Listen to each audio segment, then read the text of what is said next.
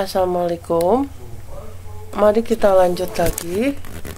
Yaitu di sini manajemen risiko. Yaitu manajemen risiko adalah upaya koordinasi untuk mengarahkan, mengendalikan kegiatan-kegiatan organisasi terkait dengan risiko, yaitu ISO 31000. Penerapan secara sistematis kebijakan manajemen, prosedur dan aktivitas dalam kegiatan, yaitu dengan identifikasi bahaya, analisa dan penilaian, penanganan dan pemantauan, serta review resiko. Jadi kita harus tahu ya apa bahayanya apa, terus kita nilai, analisa, terus kita tangani dan pemantauan, terus kita review resikonya ya. Kemudian manajemen resiko ketiga adalah penerapan secara sistematis dari kebijakan manajemen, prosedur dan aktivitas dalam yang usaha atau pekerjaan yang kita tangani. Ya, di sini jadi dia tujuan kita harus zero accident ya, jadi sedikit mungkin kecelakaan, kalau bisa 0. Jadi kalau kita ingin mencapai zero accident, harus ada penerapan sistem manajemen K3 ya. Manajemennya resiko K3 ya, cara melaksanakannya ini, dan diharapkan bisa zero accident. Di sini ada keuntungan, ada harga. Jadi manfaat risk management itu ya, menjamin kelangsungan kegiatan, menekan biaya, menimbulkan rasa aman, terus memenuhi PUU ya, tujuan dari itu perusahaan gitu ya. Di sini ada faktor yang mempengaruhi manajemen resiko ya. Ini kan K3. Terus ada lingkungan, ada sosial, ada teknologi, ada bencana alam, ada regulasi atau peraturan-peraturan, ada bisnis, ada keuangan, dan ada properties atau peralatan. Jadi banyak sekali ya yang mempengaruhinya. Nah, kenapa kita membutuhkan manajemen resiko?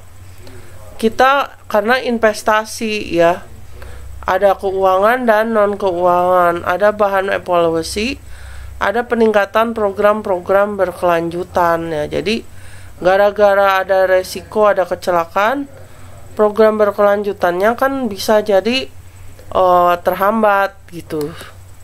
Siapa yang melaksanakan? Kegiatan manajemen resiko sebaiknya dilakukan oleh suatu tim kelompok, karena lebih banyak informasi atau data yang dapat terkumpul dan memiliki sudut pandang yang lebih beragam, sehingga solusi akan lebih dapat diterima oleh semua pihak ya. Jadi nggak satu orang, tapi harus banyak tim.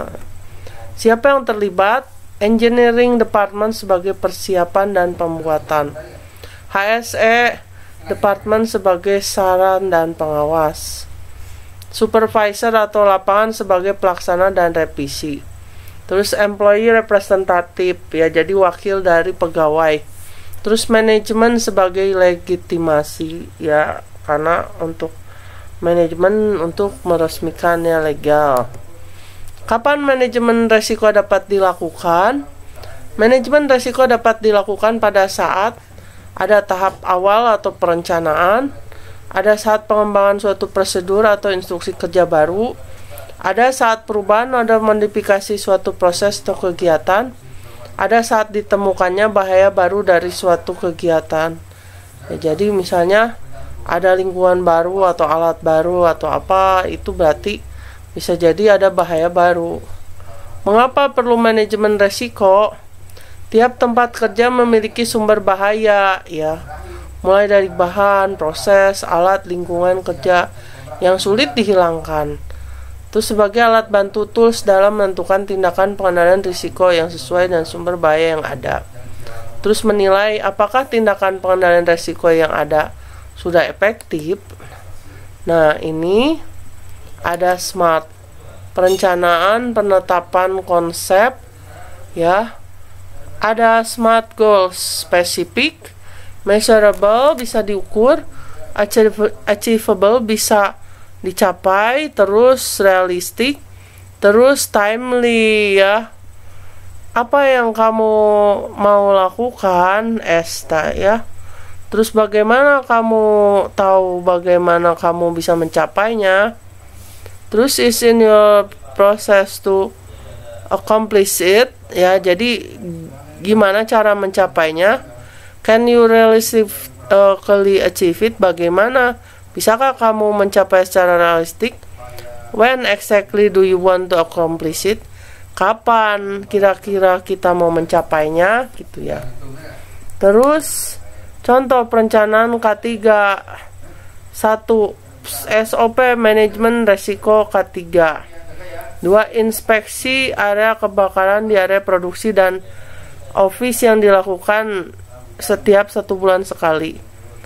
Programnya apa? Ya kita praktek. Nah, faktor berbahaya lingkungan kerja sesuai Permenaker nomor 5 tahun 2018. Ada 5 faktor lingkungan kerja penyebab kecelakaan dan PAK. Ada faktor fisika, kimia, biologi, fisiologi atau ergonomi, terus faktor mental atau psikososial. Nah, di sini ada sumber bahaya fisika, misalnya bising ya, gandeng, terus ada penerangan misalnya ya, terlalu terang, terlalu gelap, listrik, radiasi, tekanan, panas, getaran dan lain-lain. Nah, ini yang fisika ya. Terus ada istilah dan definisi bahaya fisika, misalnya permukaan licin dan tidak rata, bekerja di ketinggian. Nah, kalau bekerja di ketinggian tentu kita harus ada alat pengaman. Dan terus kalau permukaan licin tidak rata, sepatu kita harus sepatu yang aman ya. Terus kalau bisa yang licin itu harus diberi karet apa gimana. Terus kejatuhan benda dari atas, terjepit, terlilit dan terbakar, bahaya transportasi, kebakaran, ledakan, energi berbahaya seperti listrik, radiasi, kebisingan atau getaran. Terus temperatur yang tidak nyaman, jadi jangan terlalu dingin atau terlalu panas. Jadi ada batas-batasnya. Terus ada bahaya kimia ya. Misalnya menghirup uap, gas atau partikel bahan kimia berbahaya. Kontak dengan bahan kimia berbahaya, tertelan bahan kimia berbahaya. Terus bahan kimia eksplosif, bisa terbakar, korosif atau karatan dan toksik beracun. Ya. Terus dampak zat kimia. Nah, zat kimia itu macam-macam ya, ada yang sederhana, misalnya kerusakannya, ada yang bahayanya bisa cacat gitu ya. Jadi harus hati-hati. Terus ada bahaya biologi, misalnya serangan virus atau bakteri ya, misalnya sekarang COVID gitu ya. Terus tertular virus atau bakteri, sengatan binatang misalnya ular atau apa, atau tawon, gigitan binatang berbisa misalnya ular ya. Jadi ini biologi atau dari makhluk hidup ya. Terus bahaya ergonomi, desain alat, desain ruang kerja, desain pekerjaan ya. Jadi di sini kita lihat pemakai ini depan komputer jaraknya harus pas. Kalau tidak pas nanti matanya bisa rusak ya, atau badannya nggak enak gitu ya. Jadi ini ergonomis. Terus ini seperti ini ya, mau ngambil sesuatu harusnya pakai tangga atau gimana ya, karena ini takut jatuh ya. Kalau jatuh kan bahaya. Terus ini manual handling ya, cara mengambil sesuatu.